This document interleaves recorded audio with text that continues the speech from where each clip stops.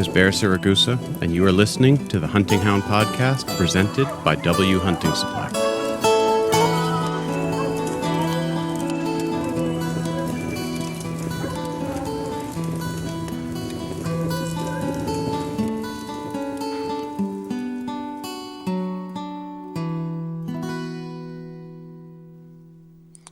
Howdy, folks. Pear here.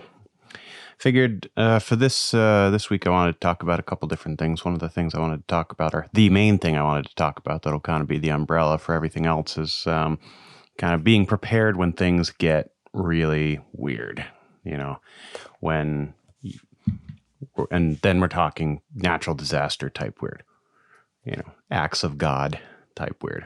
Because in the last year, I've talked to people who have had their kennels completely burned out, homes, kennels, everything taken by forest fires. I've talked to people who've had their kennels taken by floods, sandstorms, windstorms, snowstorms, ice storms, everything. And this past summer, things got really nutty here, where we had floods like we've never had before, where not only, where we live is, a river valley, where not only did the river get higher than it had ever been, but the valley sides were so saturated that they started to slide. We had landslides all over the place, and a couple of them came real close to the house, and we were stuck. Our road was washed away, and some bridges were washed away, and things like that. And based off of previous experiences that friends of mine have had, and I like to have a little bit of a preparedness plan when it comes to stuff like this, because you never know what's going to happen. You never know when, and it can be something as dramatic as catastrophic biblical flooding, or something as simple as your car breaking down, your truck breaking down, which happens to all of us. If you're like me, it happens, not infrequently. So it's kind of what I wanted to talk about, because when we're single and by ourselves, it doesn't really matter. We go a couple of days without food, we're gonna be fine. But when you start having animals and kids and things like that, you kind of have to have a plan. And that's something that I wanted to talk about today, and some of the things that I do to make sure that if things go fully pear-shaped, that I am ready to be able to hang for a little while anyway. I want to be ready. My goal is, if things get really nutty, I want to have a couple of things. I want to have enough food and access to water to keep me and the dogs and my family going for at least a week. And I also, in the case of, forest fires or something like that, I want to have an escape route. I want to have a couple of different options for getting myself and my family and my pack out. And that's going to include not just a way to get off of the property, but also a place to go that is agreed upon in advance. So that's what I figured I'd talk a little bit about today. We are, real quick, I guess, before we get fully started, our season's rolling up, approaching the end here. We've got 9 more days before the season will be over completely, until the 15th of August. So we will be making the most of those days. Now the snow's gotten pretty rotten, so the dogs are sinking in. I had old Buzz out this morning, and he was in the shade. The pack was carrying him, in the sun it was not, so he was punching through. So he got pretty tired. It's about 60 degrees outside right now, which is or maybe not that much, 50, 55. And starting to really feel like spring, which is a godsend, because we have had just the coldest winter from mid-October until about now. It has been frigidly cold, and we've gotten a ton of snow. So starting to feel, lamenting the end of the season, but definitely feeling pretty good about the spring finally coming. So, but yeah, so what I like to do in terms of disaster preparedness is I like to have a box of just basic stuff. that I can grab at a run, toss in the truck, and be ready to go. I want to have, and in that box, I want to have dog bowls. And this is just for my pack. My family, that's a whole different thing. We'll keep it to dogs at this point. I want to have dog bowls so that I can feed the dogs. They don't need to be metal. I can use, old Tupperware, old ice cream containers, whatever. But something to hold food. I want to have a bucket with at least a week's worth of dry food. And, dry food's ideal because it's going to keep pretty well. And, when it's starting to smell a little funky, I can just feed it out and then replace it. I also want a big jug of water because I don't know how long it's going to be until I've got access to fresh water. Like with the floods that happened this summer, I had access to my well, but if I had to move from there and couldn't get to somebody else's well, that would have been challenging. So I want to have, I want to make sure that I have the jug of water so that I can keep the dogs hydrated while they're on the truck because, especially during the summertime, it can get kind of warm on the truck, and I want to make sure that they've got access to good, clean water. The other thing that I have in the back is a stakeout chain. So I don't know what that's what we call it with the sled dog's stakeout chain. So long chain or cable system with drop chains, little chains or little cables attached periodically throughout it. It's a really effective way to get a bunch of dogs in a small area in an emergency or when you're traveling.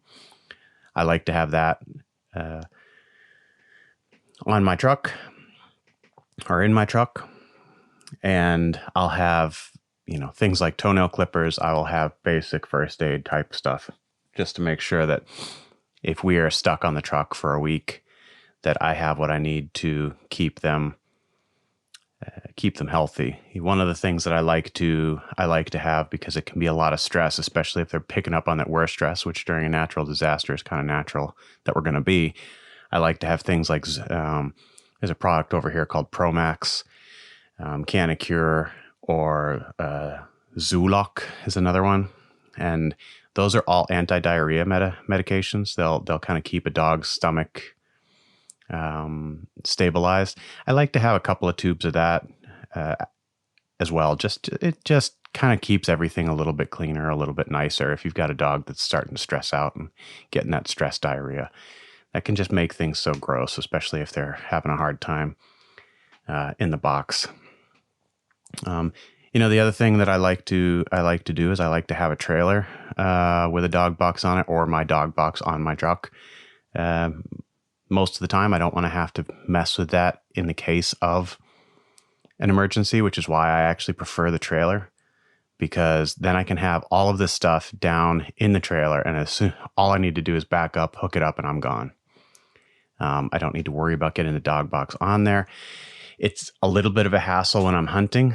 I'm not going to lie, to have a big trailer behind me and need to back that up and figure out ways to get it out of there. And sometimes I need to back up with a trailer for a mile, and that's kind of a pain in the ass. But, all in all, it's not a bad way to transport dogs. And if I am going to go out with a small group, I can toss a couple of crates in the back of the truck and I'm good to go. It's not that big of a deal. The other thing I want to have with, in the truck is I want to have some kind of bedding for them. After a few days on the truck, they can start getting kind of sores and things like that from just kind of lying on hard surfaces. And I don't want that. I would like to kind of see them get as comfortable as they possibly can while we're out there. A stressed out dog is going to be an agitated dog, is going to be eventually a destructive dog. They're going to start beating on each other, beating on the box, beating on, equipment and things like that. And I don't, that's a pain in the butt. That's an added source of stress that you don't want, wondering whether your dogs are chewing themselves free or eating on each other. So, the other thing is, I want to make sure that I've got an escape plan. I want to make sure that, for example, here I have a couple of different options. I've got the main driveway that comes up to the house, and then I've got an old forestry road that continues up past the house and eventually dumps out. It gets kind of rocky and bumpy, but eventually dumps out on another road that will bring me down to some of the main roads. This summer, both of those roads washed away, so I was actually fairly stuck here, but had the things that I needed never actually had to leave the house despite some landslides that slid by pretty a little too close for comfort. But the other option would have been to walk the dogs not that far. It would have been about a mile up to an area that was a lot flatter where landslides were not going to be rolling through, and then camp out there. And that would have been a pain, but it would not have been a big deal.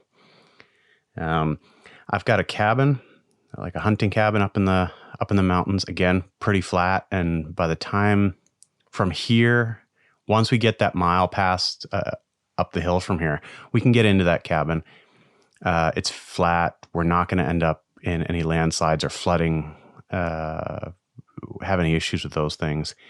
And up there, I've got, a fairly extensive kit up there. I've got a long drop chain with much longer chains.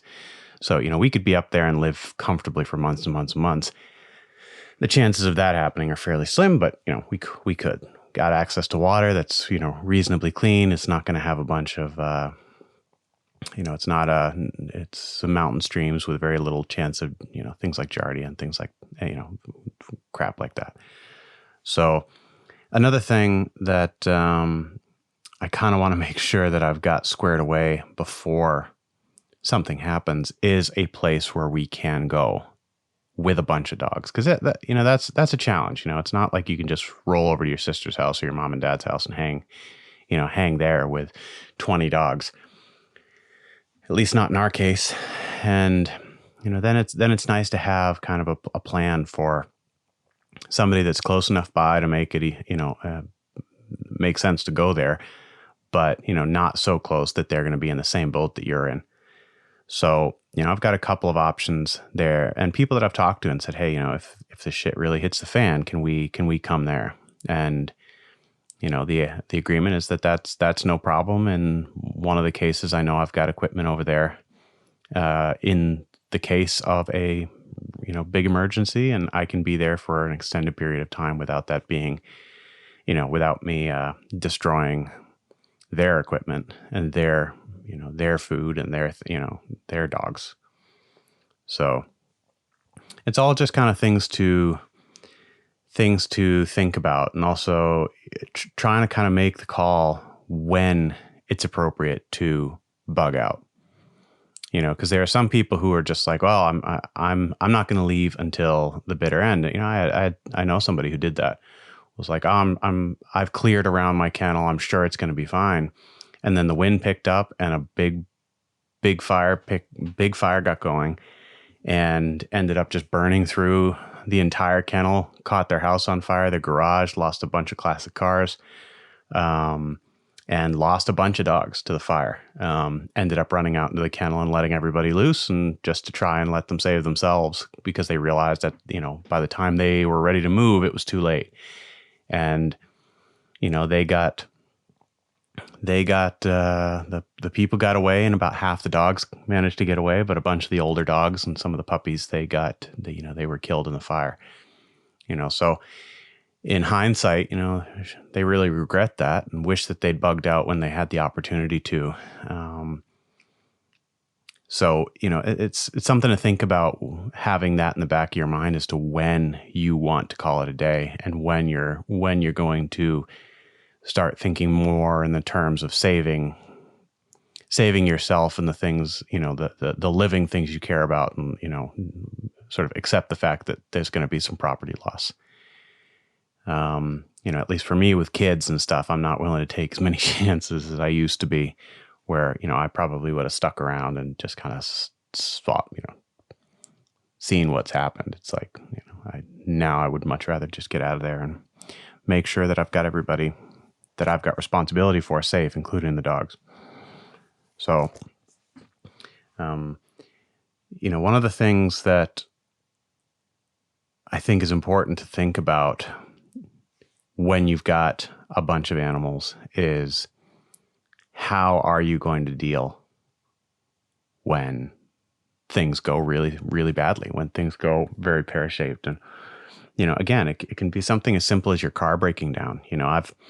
I've had my car break down with all my dogs in the middle of a hot summer day, and was so thankful that I had the drop chains in the truck, because I could get them out and I could get them in the shade of the truck and the trailer. And it wasn't ideal, but it was better than having them cooking in that dog box. I've had myself, and I've seen many, many people who have had, have had dogs get a little bit too hot in the dog box. And I've even, I know people who have had dogs that have died in the dog box, didn't think they were getting too hot. And then suddenly they were just kind of past the point of where they could regulate their own body temperature, and it was too late. So, it's worth having a little bit of a backup, even for, basic everyday emergencies, basic everyday inconveniences. Blowing your second tire on one hunt. I think at least I've done that, and been suddenly stuck and needed somebody to, needed to, do a patch that got me only a few miles, and, run out of patch material, and had to have somebody else come up and get me, and, transport my dogs back to the house, and blah, blah, blah. It's just nice to have a couple little things just to keep you and your dogs a little bit more comfortable. Because then the consequences of these sort of catastrophic things are not necessarily going to be that catastrophic. You may end up being in a position where you can then get back out hunting the same day, rather than ending up in a situation where your dogs have overheated and they're dehydrated and stressed out, and you've got a dog box full of diarrhea. Maybe it's just like, nah, you've got some cleanup to do before you can get out again.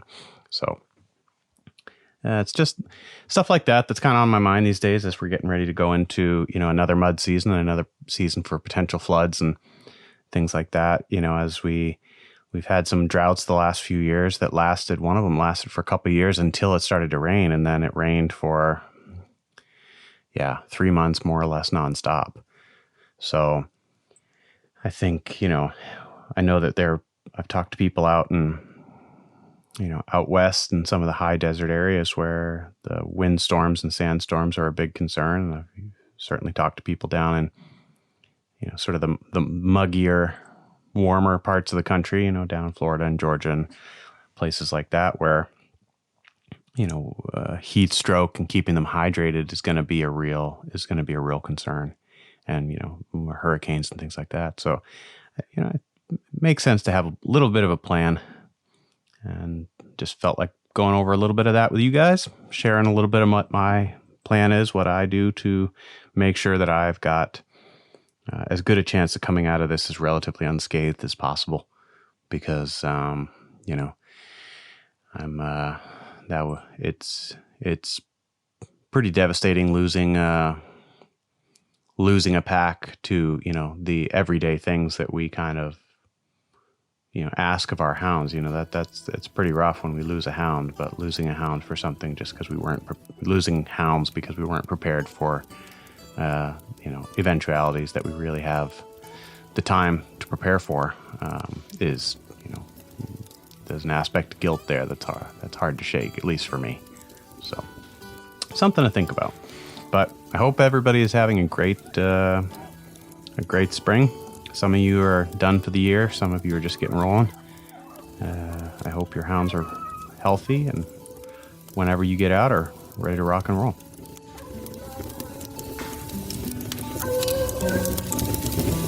Man, I love that sound.